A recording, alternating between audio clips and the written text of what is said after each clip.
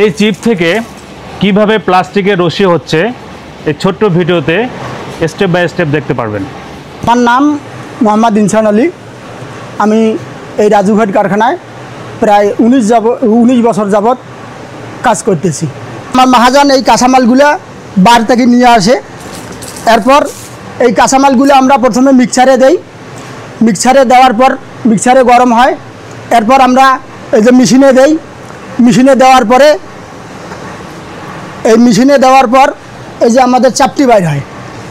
এই চাপটিগুলো আমরা আবার এই সেন্টিগ্রেটার আছে আমাদের, এই সেন্টিগ্রেটারে কাটিং করি। কাটিং করার পর ওই কাটিংটা কী করি, আবার আমরা মিক্সারে দেই। মিক্সারে দেওয়ার পর ওই জায়গায় আবার গরম হয়। হওয়ার পর আমরা আবার টাঙ্কিতে দেই, দানা মেশিনে দেই। দানা মেশিনে দিয়ে আমরা দানা বাইর করি। এই যে এইটা আমাদের ঝুড়ি কাটার, এই দিক দিয়ে দানা বাইর হয়। দানা যখন ফাইনাল হয়ে যায় তখন আমরা কী করি, সুতুলি রুমে দেই।